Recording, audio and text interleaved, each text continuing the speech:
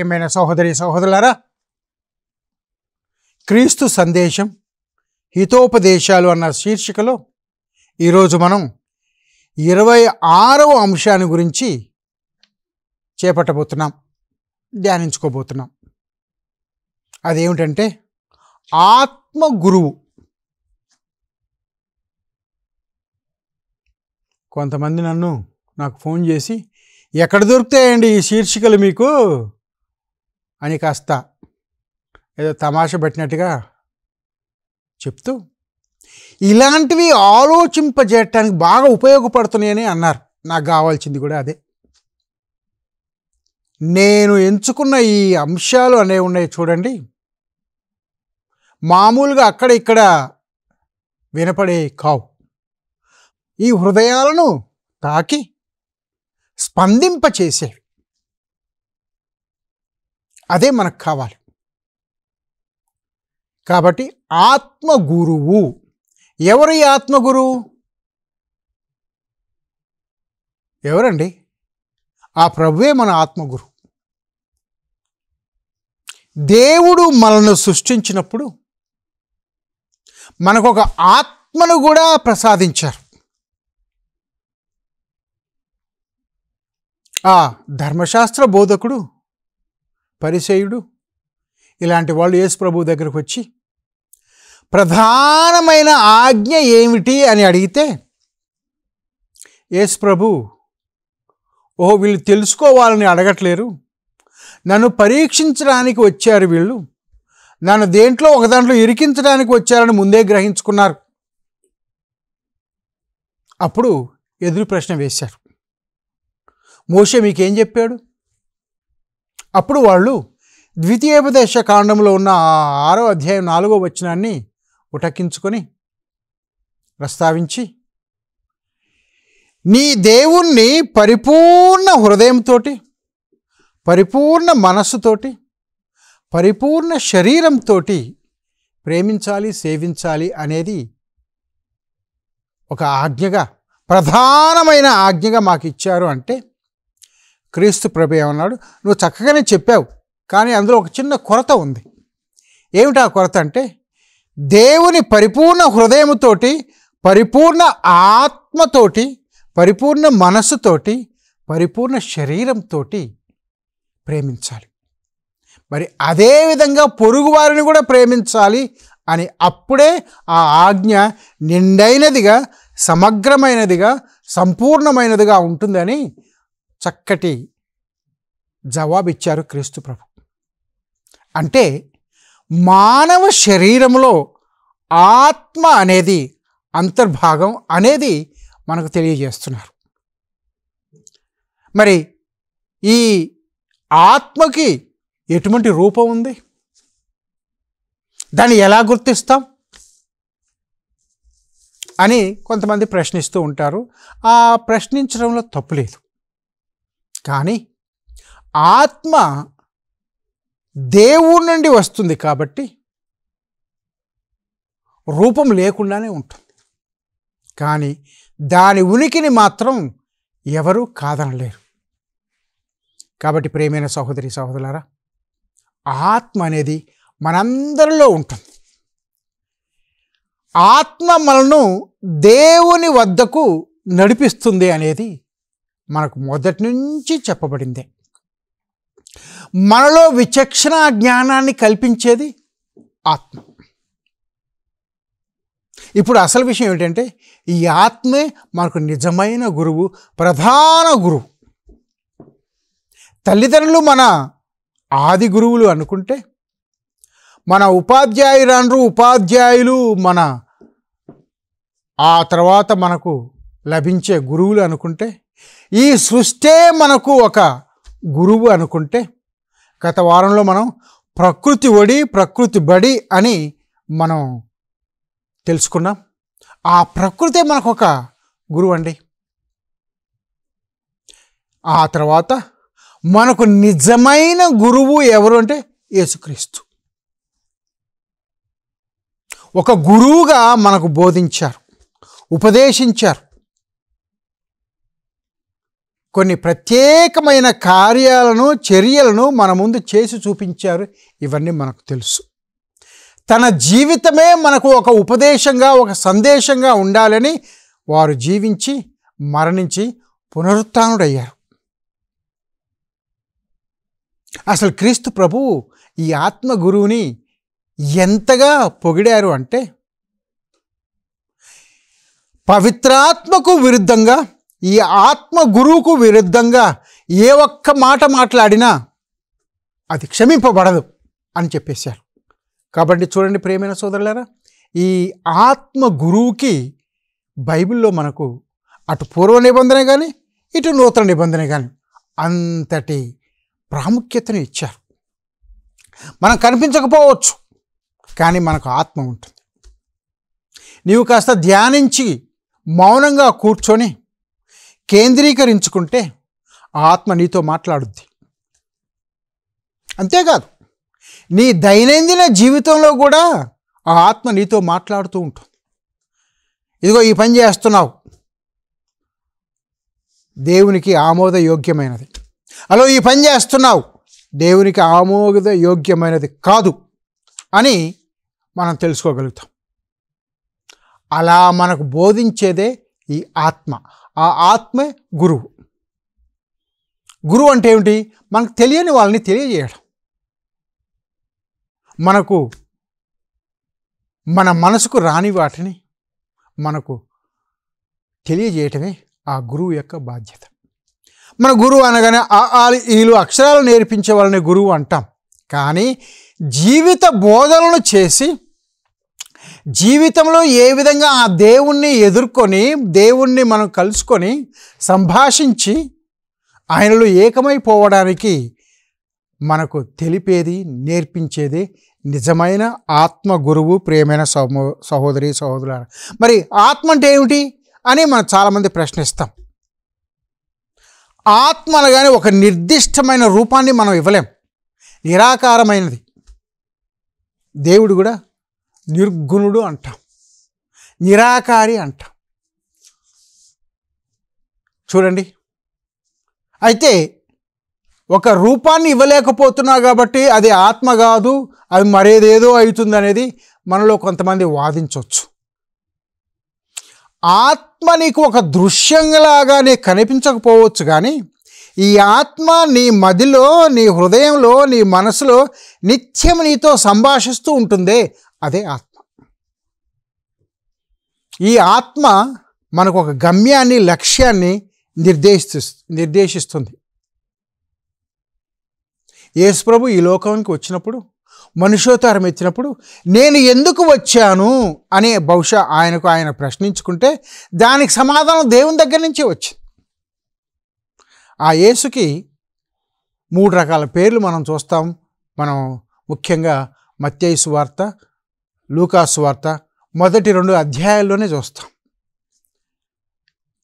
ఆయన ఇమ్మానుయేలు, ఆయన యేసు, ఆయన క్రీస్తు. ఈ 3 ప్రధానమైనవి. ఈ మూడు కోణాలని మనకు తెలియజేస్తాయి. ఎవరి గురించి? ఆ దేవుని గురించి. ఆ దేవుడు మనతో ఉన్నాడు. ఎందుకు? తన కుమారుని మన మధ్యలోకి పంపించాడు. మరి ఈ ఇమ్మానుయేలు ఏం చేస్తాడు? మనల్ని రక్షిస్తాడు. అందుకనే యేసు అన్నాం.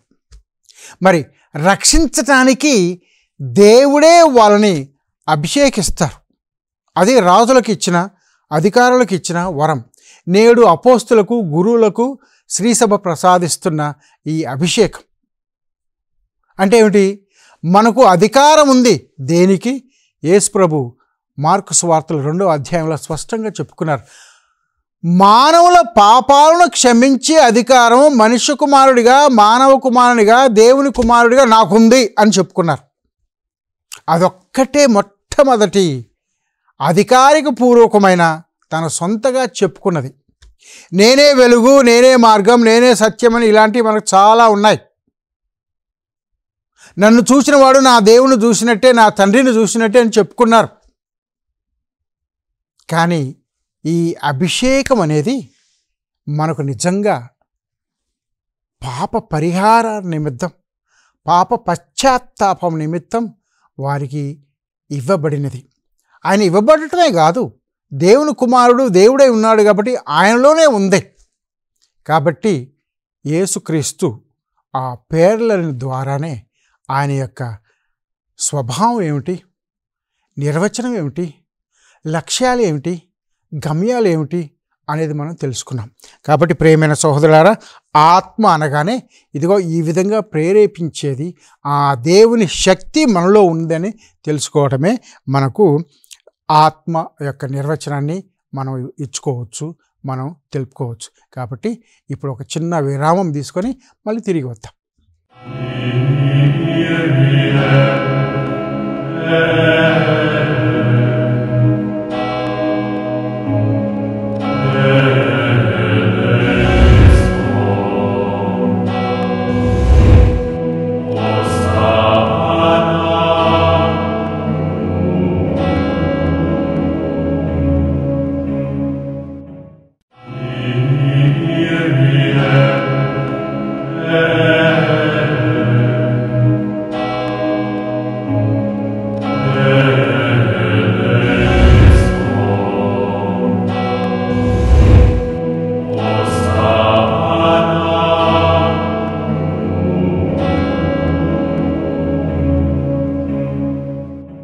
ప్రియమైన సోదరులారా, మరోమారు నేటి అంశ ధ్యానానికి మిమ్మల్ని ఆహ్వానిస్తున్నాను.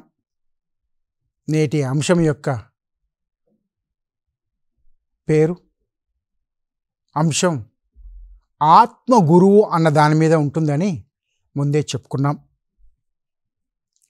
ఈ ఆత్మను మనకు బైబిల్లో ఏ విధంగా నిర్వచిస్తారు మనం చూస్తే, పూర్వ నిబంధనలో ఆత్మ ఉంది అని తెలుపుతుంది. మొట్టమొదటిగా దేవుని ఆత్మ తేలియాడుతూ ఉండెను అని మనకు ఆదికాండం 1వ అధ్యాయం 1వ వచనంలోనే తెలియజేయబడింది. ప్రియమైన సహోదరి సహోదరులారా, కాబట్టి ఆత్మ ఉందా లేదా అనే సమస్య రాకూడదు.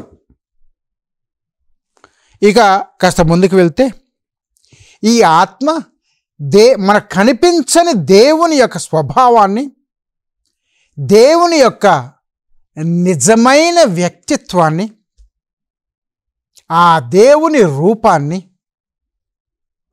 ఆ దేవుని యొక్క అనుభూతిని మనకు అందజేస్తుంది. కాబట్టి ఆత్మ కర్తవ్యం ఏంటో మనకి ఇప్పుడు అర్థమై ఉంటుంది. ఈ ఆత్మ ఎక్కడుంది అని ప్రశ్నిస్తాం. నీలో నాలో ఉంది, మనలోనే ఉంది, మనతోటే ఉంది అని మనం తెలుసుకుంటాం. ఇందుకు మనకు అనేక సంఖ్యాకాండం 6వ అధ్యాయంలో ఉంది. యెహోషువ మనకు 33:4వ వచనంలో, సంఖ్యాకాండం 11వ అధ్యాయం 25లో, ఇంకా చాలా ఉన్నాయి. ఈ ఆత్మకు స్థానచలనం ఉంది, మనం నడిపిస్తుంటుంది. ఒక శిలలాగా ఉండేది కాదు, ఆత్మ చైతన్యవంతమైంది. మనలో ఎప్పుడు ఈ శక్తిని ప్రసాదిస్తూ, ఆ శక్తి ద్వారా మనం ఎన్నో చేయగలుగుతున్నామంటే అది ఆత్మ యొక్క పుణ్యమే అని మనం మర్చిపోవద్దు. ప్రియమైన సహోదరులారా, ఈ ఆత్మను ఇంకాస్త లోనికి వెళ్తే, అసలు ఈ ఆత్మ దేవుని ఊపిరి. మానవుని సృష్టించినప్పుడు ఈ ముక్కు రంధ్రాలలో దేవుడు తన శ్వాసను ఊదారు. అదే మనకు ఇవ్వబడిన ఆత్మ. చూడండి ఎంత బలమైన ఆధారాలు, ఎంత ప్రేరణ కలిగించే నిర్వచనాలను మనం తెలుసుకోగలుగుతాం. వీటన్నిటికీ ప్రస్తావనలు ఉన్నాయి. మనకిప్పుడు సమయం లేదు కాబట్టి నేను అంతటితో ఆపేస్తున్నాం. ఇక నూతన నిబంధన దగ్గరకు వద్దాం. ఈ ఆత్మ మన రక్షకుడు, మన విమోచకుడు, మన సువార్త, మన స్వస్థకుడు, మన ఉపదేశకుడు. ఈ విధంగా ఇంకెన్నో భావాలని మనం తీసుకోవచ్చు. ప్రియమైన అవన్నీ మన దగ్గర ఉన్నాయి. మరి ఇంతటి క్రీస్తే మన ఆత్మగా మన హృదయాల్లో ఉంటున్న ఆ క్రీస్తుని మనం ఒక గురువుగా గుర్తించాలి. గురువు అనేవాడు ఎవరు? ఎప్పుడు కూడా తన విద్యార్థుడి యొక్క యోగక్షేమాలను కాంక్షించేవాడు. ఒక్క జ్ఞానాన్ని అందించేవాడు మాత్రమే కాదు, నీ జీవితంలో భాగస్వాముడై ఉంటాడు. అంటే ఏమిటి? నిన్ను నడిపిస్తాడు, నీకు మంచి జరగాలని కోరుకుంటాడు. వారే యేసుక్రీస్తు మన ఆత్మ గురువు. ఈ ఆత్మ గురువు క్రీస్తు అని మనం చెప్పుకున్నాం. మరి ఈ ఆత్మ గురువు మన నుండి ఏం కోరుతున్నారు? ప్రధానంగా 3 అంశాలను మనం ప్రవేశపెట్టవచ్చు. ఈ ఆత్మ గురువు మొట్టమొదటిగా మనం ఆ దేవునికి దూరమైపు ఉన్నాము అనే ఒక జ్ఞానాన్ని మనకు కలిగజేస్తారు. అందుకే మార్కు సువార్తలో దేవుని రాజ్యం సమీపించింది, కాలం సమీపించింది, దైవరాజ్యంలో నువ్వు చేరుకోవాలి, కాబట్టి నీ నుండి దేవుడు ఏం కోరుతున్నాడు అంటే పశ్చాత్తాపం, హృదయ పరివర్తన. మరి ఆ తర్వాత ఏం చేయాలి? సువార్తను నమ్మాలి. చాలా స్పష్టంగా మనకు తెలియజేయబడి. కాబట్టి ఈ ఆత్మ గురువు అనేవాళ్ళు, ఇదిగో బిడ్డ నీవు దేవునికి దూరం అయిపోయావు, కాబట్టి తిరిగి రా. తిరిగి రావడమే కాదు, నిన్ను తిరిగి నడిపిస్తారు, పురోగతిని నీలో కల్పిస్తారు. కాబట్టి అది మనకు చాలా ముఖ్యం. ప్రియమైన సోదరులారా, ఈ ఆత్మ మనలో జ్ఞానాన్ని, వివేకాన్ని కలుగజేస్తుంది. ఆ జ్ఞానం లేకపోతే తెలుసుకోలేము, ఆ వివేకం లేకపోతే మనం నిజంగా మంచి వ్యక్తులుగా ప్రవర్తించలేము, నడుచుకోలేము. అది దేవుని ఆత్మ మనకు ప్రసాదించే గొప్ప వరం. అయితే ఇక్కడ ఇంకొక విషయాన్ని మనం కొంచెం తేడాన్ని గుర్తుపెట్టుకోవాలి.